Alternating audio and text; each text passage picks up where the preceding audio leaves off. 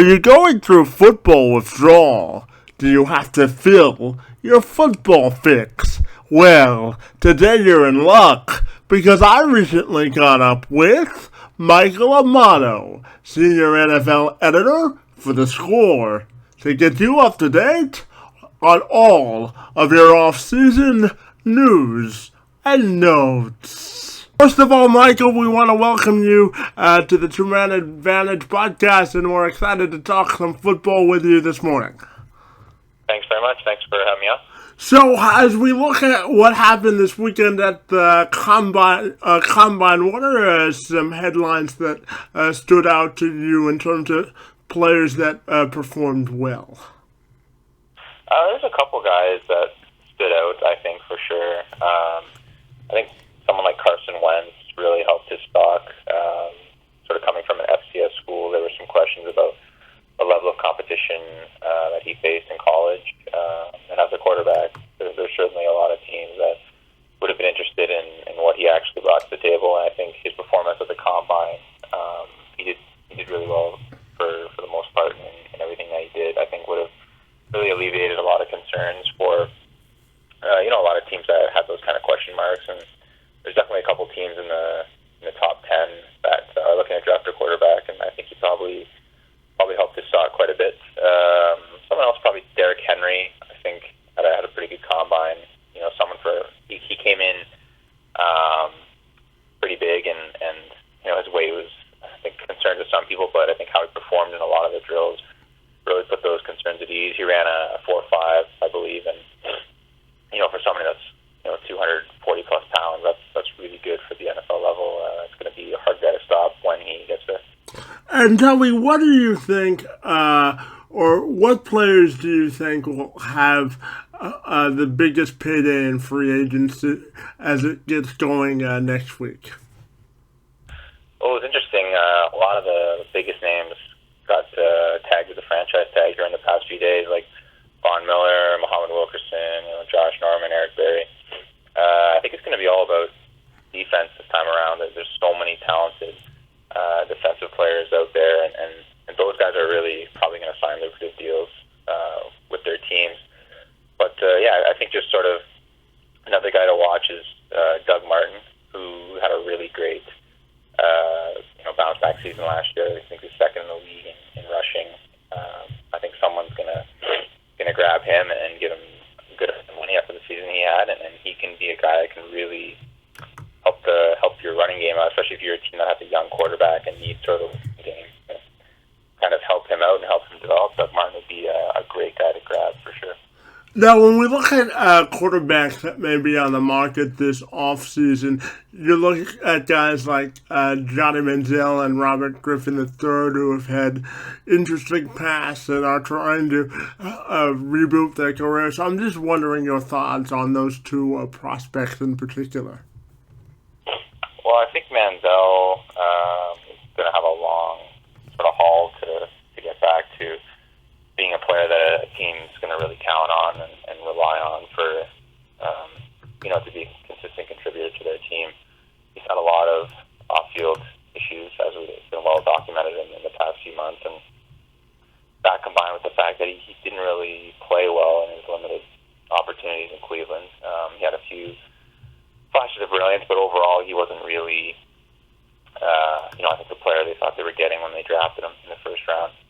So, I think the Browns are probably going to part ways with him, and he's probably going to get a chance somewhere, but it's going to be a very sort of low on the totem pole opportunity. He's going to probably be low on the depth chart, and he's going to have to work his way back and prove that he can stay out of trouble off the field and stay focused. And because as a quarterback, teams really want to sort of rely on you for everything and give you the keys to the franchise, and Manziel is really in no position to do that now.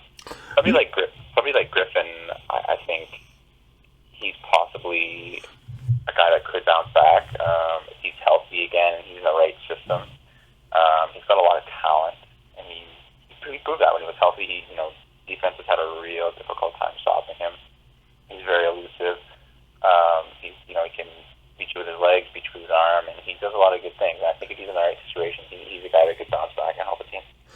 Now, when we look at our region in the country here in Windsor and Detroit, uh, obviously the decision on Kelvin Johnson hasn't been made yet, and I'm just wondering your thoughts on why you think Kelvin's dragging his feet and whether or not you think he's going to retire.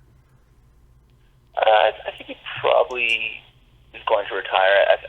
I think it probably makes sense for him to retire. He's played the game, for a long time, almost a decade in Detroit. He's experienced a lot of losing there, and he's proven he's one of the best receivers in the league.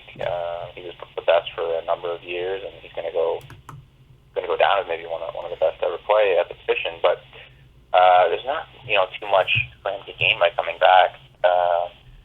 He's already proven everything he's had to. I don't think the Lions are going to be in a position to win in the very near future, and that's really the only thing I think that would bring it back. It's tough. It's kind of like the Barry Sanders situation. You play for a decade with the team, and there's no really sign of the Lions sort of getting on the right track and contending for a Super Bowl. And he's at the age now where players are starting to think about retirement. Health is a really big concern more than ever before, and it's something that he's probably taking seriously, and he's done so much in the game, and maybe he just wants to walk away in a good position. And when we look at the Lions roster and the changes they've made in their front office, I'm just wondering your opinion on the new look of their front office and how you think they may go about acquiring players and what the Lions may look like. It's interesting that they made so many changes in the front office and brought in so many new people, but kept the head coach. So to me, I think it's just sort of a sign that they want to really overhaul the roster, make a lot of changes, and it's probably going to be a very different team. It might be, especially if Johnson retires, the whole makeup of the team is probably going to be shifted.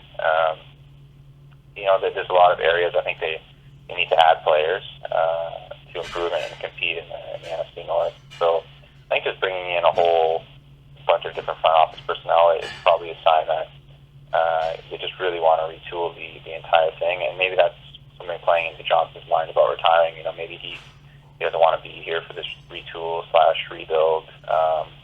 So yeah, I think they definitely need some help in a lot of different areas. Defensive tackle, they're really thin now. They've cut C.J. Wilson, and they're likely not going to bring back Elodie Naha, so they're going to need some help there. Their rushing defense, I thought, really struggled last year.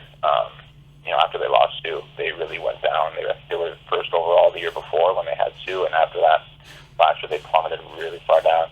Obviously, if Calvin goes, they're going to need a receiver. They need offensive line help. Stafford was sacked 44 times last year, so there's a lot of areas they need, and I think the changing of the front office kind of says, yeah, they're going to make a big overhaul with the roster. And my final question for you has to do with teams that you think may be in for a surprise 2016 and teams you think may take a step back next year. Yeah, one of the teams I think could surprise some people are the Dallas Cowboys.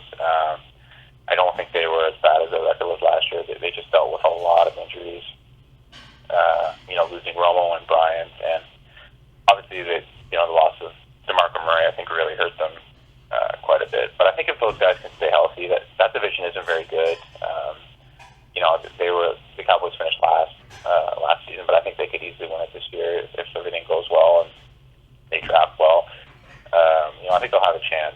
It's not a strong division in the sense that you look at those teams and you think, okay, one of them is going to just rule it for a long time. It seems to flip-flop every year with that group, and I think Dallas could get back on top. As far as the team taking a step back, it's tough. I think, it depends. I think a team like the Steelers might struggle a bit this year. I'm not sure if they're going to be able to. Last year they did it sort of with smoke and mirrors. They were able to, go on a nice run and make the playoffs with a lot of injuries. Granted, they're going to be healthy this year, but I think their defense needs to improve a lot if they want to keep contending, because that division's quite good. I think Baltimore will be better. I think Cincinnati is going to still be a great team. So that's one team I would watch maybe take a slight step back. All righty, Michael, we want to thank you for your time this morning and talking football with us on the Two Man Advantage podcast. Have a great day, and thanks for your time, buddy. All right, thanks a lot. Anytime.